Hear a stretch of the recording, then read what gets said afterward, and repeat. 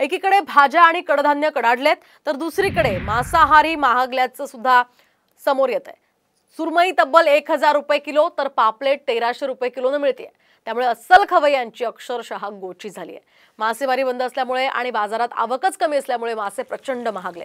1 August पासून सुरू होणारी मासेमारी आता आपण पाहतोय आणि त्यामुळे मासे स्वस्त होण्यासाठी खवय्यांना आणखी 15 दिवसांची वाट पाहावी लागणार आहे। दरम्यान सध्या बाजारातील माशांचे दर काय आहेत आपण पाहूयात ग्राफिक्सच्या माध्यमातून।